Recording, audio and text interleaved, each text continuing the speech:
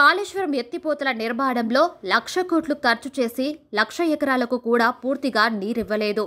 నాణ్యత, డిజైన్ లోపాలతోనే మేడిగడ్డ లక్ష్మీ బ్యారేజీ పియర్స్ కుంగిపోయాయి. అన్నారం బ్యారేజీ పరిస్థితి ఇదే. ఈ ఏడాది అక్టోబర్ 21న పియర్స్ కుంగిపోతే డిసెంబర్ 3 వరకు గత ప్రభుత్వం కనీస చర్యలు చేపట్టలేదు. నీటి పారుదల శాఖను కూడా పర్యవేక్షించిన నాటి ముఖ్యమంత్రి కేసీఆర్ నోరు మెదపలేదు. సమీక్ష కానీ ప్రకటన కానీ చేయలేదు. 2022లో సీకెట్ ఫైల్స్లో పాలున్నాయని ఉన్నతాధికారులకు అప్పటి ఈ లేఖ రాసిన ప్రభుత్వం ఎందుకు చర్యలు చేపట్టలేదు? 2 టీఎంసీల ఎత్తిపోతలకే పనులు పూర్తి కాకపోగా 3వ టీఎంసీ పనులు ఎందుకు చేపట్టినట్లు? ఏ ప్రయోజనాలను ఆశించి వాటిని పాత పనులు చేస్తున్న గుత్తేదారులకే అప్పగించారు? కాంగ్రెస్ చేపట్టిన ప్రాణహిత చేవిళ్ల ఎత్తిపోతల పథకాన్ని పక్కన పెట్టి ఏ కారణంతో ప్రాజెక్టు పునరాకృతి పేరుతో మార్చినట్లు అని కాళేశ్వరం వద్ద తెలంగాణ మంత్రులు నిప్పులు చెరిగారు. కాళేశ్వరం ప్రాజెక్టులో జరిగిన అవకతవకలపై థర్డ్ పార్టీ ఏజెన్సీతో సాంకేతిక విచారణ చేయిస్తామని, జ్యుడిషియల్ విచారణకు కూడా ఆదేశిస్తామని వెల్లడించారు. సీఎం రేవంత్ రెడ్డితో చర్చించాక వీటిపై కార్యాచరణ మొదలు పెడతామని చెప్పారు. మేడిగడ్డ, అన్నారం బ్యారేజీలను రాష్ట్ర మంత్రుల బృందం సందర్శించింది. నీటి పారుదల, ఐటీ పరిశ్రమలు, రెవెన్యూ, రోడ్లు, భవనాలు, బీసీ సంక్షేమం, రవాణా శాఖల మంత్రులు Uttam Kumar Reddy, Sridhar Babu, Ponguleti Srinivasa Reddy, Komatireddy Venkata Reddy, Ponnam Prabhakar, MLC Jeevan Reddy, MLA G వివేక్లు, జయశంకర్ భూపాలపల్లి జిల్లా మహదేవాపూర్ మండలంలోని మేడిగడ్డ, అన్నారం బ్యారేజీలను సందర్శించారు. వాస్తవాలను ప్రజలు ముందు ఉంచేందుకే ఈ పర్యటన చేపట్టినట్లు వివరించారు. బ్యారేజీల వల్ల ఈ ప్రాంతంలో పంటలు మునిగిపోతున్నాయన్నారు మంత్రి శ్రీధర్ బాబు. తీరా ప్రాంతాల వారికి తీవ్ర నష్టం వాటిల్లుతోందని, వారిని ఆదుకునేందుకు మంత్రి ఉత్తమ్ చొరవ తీసుకోవాలని కోరారు. మంతని, పెద్దపల్లి, చెన్నూరు ప్రాంతాలు నష్టపోతున్నా అధికారులు కనీసం వారికి నష్టపరిహారం కూడా చెల్లించలేదని ధ్వజమెత్తారు. ప్రత్యేక ప్రణాళిక ద్వారా ముంపు ప్రాంతాలను ఆదుకోవాలని, ఎఫ్ఆర్ఎల్ ప్రకారం ప్రాజెక్టు నిర్మించినా ఎందుకు ముంపునకు గురవుతున్నాయో తెలపాలని అధికారులను ఆదేశించారు మంత్రి శ్రీధర్ బాబు. అంబట్పల్లి, సూరారం రైతుల వద్ద భూములు కొనుగోలు చేసి తర్వాత డ్రాఫ్ట్ నోటిఫికేషన్ వేసి వారికి అన్యాయం చేశారన్నారు. దానిపై విచారణ జరపాలని, ప్రాజెక్టు నిర్మాణం కోసం బ్యాంకులు, సంస్థల వద్ద ఆదాయం వస్తుందంటూ గత ప్రభుత్వం తప్పుడు లెక్కలు సమర్పించిందని ఆరోపించారు. మా నియోజకవర్గంలోనే 3 బ్యారేజీలు కట్టారు. అదేవిధంగా ఇటు భూపాలపల్లి జిల్లాగా ఇటు పెద్దపల్లి జిల్లాకు సంబంధించిన ఈ బ్యారేజీలు నేను కోరుతా ఉన్నా, రేపు రాబోయే కాలంలో గోదావరి పక్కనున్న ప్రాంతంలో మన తెలంగాణ కాంగ్రెస్ పార్టీ ప్రభుత్వం ఇటు భూపాలపల్లి కానీ అటు పెద్దపల్లి కానీ ఈ నియోజకవర్గాలకు సంబంధించిన ప్రతి ఒక్కరికి కూడా 1 ఎకరం కూడా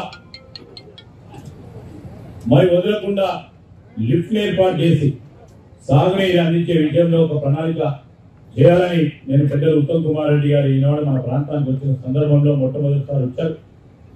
వారికి నేను మనవి చేస్తూ మొత్తం కూడా యావత్ తెలంగాణ రాష్ట్రానికి సంబంధించిన అంశం ముంపు గ్రామాలు ఇక్కడ నేను పెద్దలు ఉత్తమ్ కుమార్ రెడ్డి గారిని కోరుతా ఉన్నాను.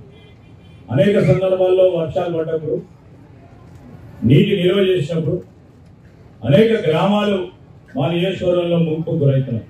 అటుపక్కన ఉన్న చెన్నూరు కానీ ఆ గ్రామాలు కూడా ముంపు గురవుతా ఉన్నాయి. ఆ నియోజకవర్గాలు నేను కోరుతా ఉన్నా, ఒక ప్రత్యేకమైన ప్రణాళికలు తీసుకొని కరకట్టల నిర్మాణం చేసి మరి ముంపు గురి కాకుండా. ప్రాణహిత చేవెళ్ల ప్రాజెక్టులో తుమ్మిడిహెట్టి వద్ద బ్యారేజీ కడితే గ్రావిటీ ద్వారా సాగునీరు వచ్చేదన్నారు మంత్రి కోమటిరెడ్డి వెంకటరెడ్డి.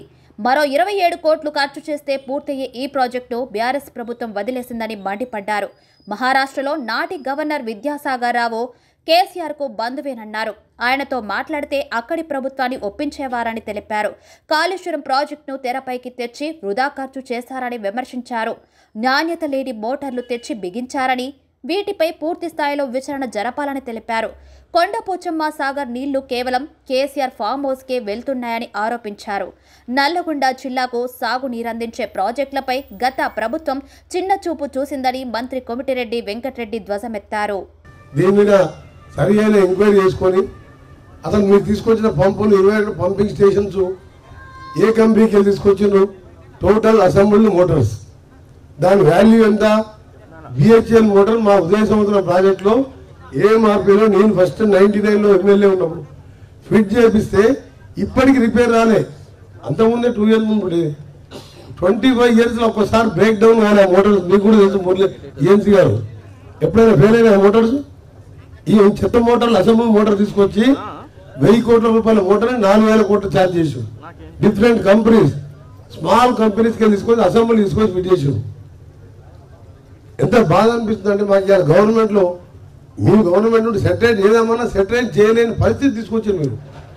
అందుకే ఆనరబుల్ మినిస్టర్ రిక్వెస్ట్ చేసేది ఏంటంటే ఈ ప్రాజెక్ట్ని ఎలా చేస్తారో ఏం చేస్తారో దీన్ని ఒక ఎక్స్పర్ట్ కమిటీతో పాటు ఈ మోటార్స్ కానీ దీని మీద కానీ సీరియస్ తీసుకొని ఈ ప్రాజెక్టుని పూర్తి చేయడం కాదు.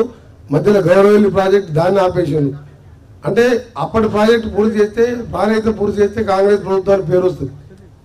గౌరవల్లి పూర్తి చేస్తే అప్పటి ప్రాజెక్ట్, ఇవన్నీ మంచి పద్ధతి కాదు. మీరు ఇంజనీర్స్గా మీరు అడ్వైజ్ చేయాలి. మీరు మీ మాట ఇవ్వనప్పుడు మీరు వెళ్ళిపోవాలి మీరు అక్కడి నుంచి. ఇవాళ మీరు బస్వాపురం అన్నారు, కొండపోచమ్మ నిండింది, మల్లన్న సాగర్ నిండింది. 10 గండిపేటలంత కెపాసిటీతో 54,000 ఎకరాలు చేసిండు. దాని కింద ఆలేరు, బస్వాపూర్, భువనగిరిలో మాకంతా డ్రైనేజ్ వాటర్ వస్తుంది. ఫీడర్ ఛానల్ దోతు మీరు ఒక 2 లక్షల ఎకరాలు నీళ్ళు వస్తుంది. మొత్తం 97,000 ఎకరాలు చూపించారు మీరు. మళ్ళీ 3rd టీఎంసీకి టెండర్ పిలిచాను, వాడిని ఇప్పుడు కూర్చోబెట్టి పని చేపిస్తున్నారు. మన నిజాం సార్ లిఫ్ట్ అంటున్నారు. గ్రావిటీతో కిందికి పోయే నీళ్ళకి ఎందుకు వెళ్ళలేదు మీరు? So I want to know that point. Honourable minister కూడా చెప్తుంది, నిజంగా ఈజీ మినిస్టర్ గారు. కొండపోతే ఎప్పుడు నిండా ఉంటుంది, ఒక జస్ట్ ఫామ్ హౌస్ తప్ప ఎక్కడ పోవు నీళ్ళు. I'm not criticising any government. ఆ గవర్నమెంట్ అయిపోయింది, దాని గురించి మాట్లాడతారు. మాకు బాగా అనిపిస్తుంది, ఎప్పుడు నిండా ఉంటుంది. కిందికి ఒక 400 ఎకర్స్ పోతుంది, 1 ఎకరా నీళ్ళు వస్తుంది దాని మీద. ఇప్పుడు నిజాం సాగర్ లిఫ్ట్గా మన టెండర్లు పిలిచిండు. నేను ఇవాళ వచ్చింది కూడా మీ పర్మిషన్ తీసుకొని ఇవి తెలుసుకోవడానికి. నల్గొండ జిల్లాలో ఎన్నో 4-5 లక్షల నీళ్ళు ఇచ్చే సరే ఇంత ఖర్చు పెట్టినావు, ఏం చేసావు? What is the benefit? ఎకరానికి 10-12 వేల రూపాయలు ఖర్చు వస్తుంది రేపటి మీద. ఎకరానికి 12,000 మీద రైతు నువ్వు ఇన్వెస్ట్ చేసినప్పుడు ఆయనకి ఎంత రిటర్న్ వస్తున్నది?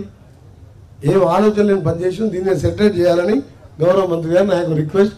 దాంతోపాటు బస్వాపూర్ అండ్ ఆలేరుకి సంబంధించి గంధమల్ల రిజర్వాయర్, ఆ 2 ప్రాజెక్టుల నిన్న నీళ్లున్నాయి, ఎక్కడ పోతలేవు. అది నింపి పెడుతున్నారు, ఎక్సెస్ అయితే మన సంవత్సరంలో వదిలిపెడుతున్నారు. దాన్ని కూడా స్టార్ట్ చేసి కింద రిజర్వాయర్ నింపాలని request. Thank you very much. ప్రాజెక్టుపై ఎన్నో సందేహాలున్నాయన్నారు మంత్రి పొంగులేటి శ్రీనివాసారెడ్డి.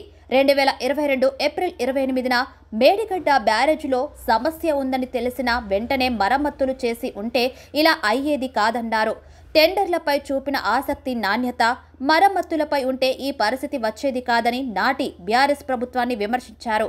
వీటన్నిటిపైన బీఆర్ఎస్ నాయకులు సమాధానాలు చెప్పాలన్నారు.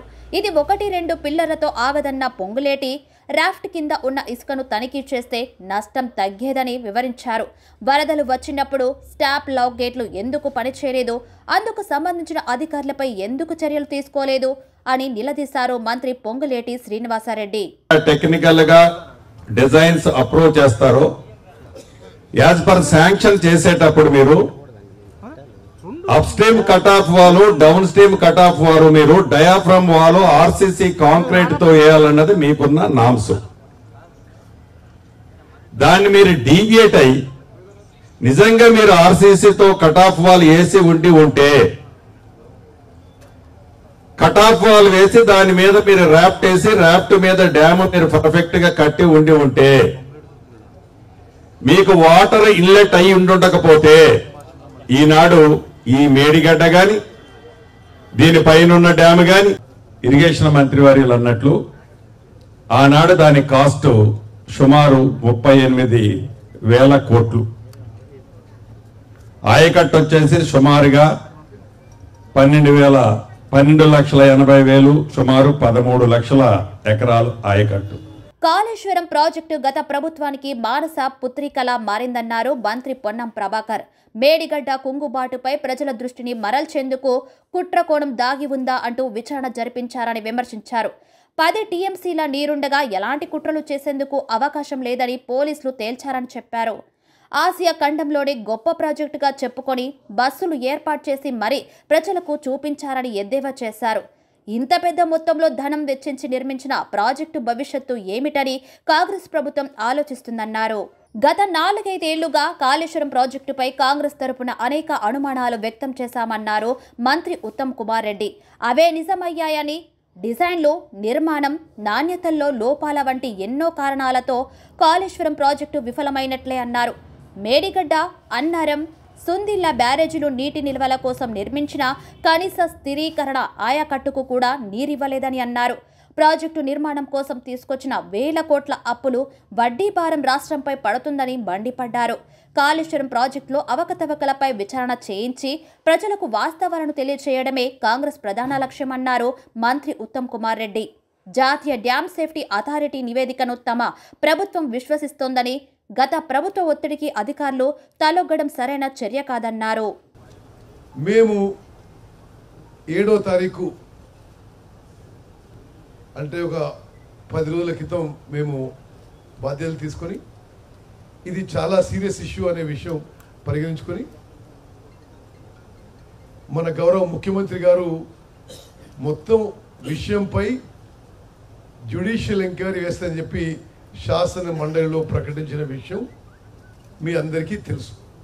అది అతి త్వరలో వేయబోతున్నాం.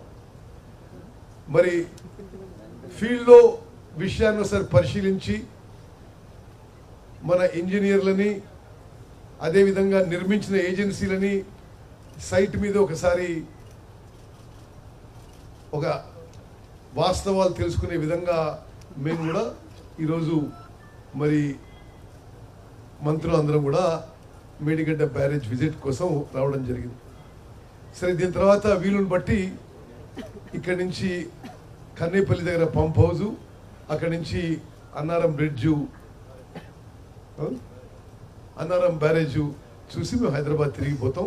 నిజంగా నేను మీడియా మిత్రులకి మనస్ఫూర్తిగా మీరు ఇంత దూరం నుంచి వచ్చి ఈ విషయాన్ని కవరేజ్ ఇవ్వడం మరి మనస్ఫూర్తిగా మీకు ధన్యవాదాలు తెలియజేస్తున్నాను.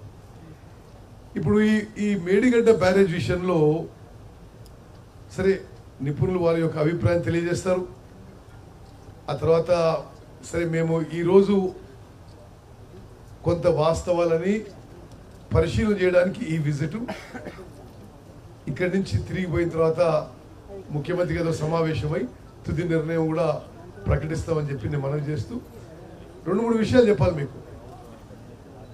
అంటే ఇప్పుడు ఈ అంకెలు చూస్తుంటే కొంత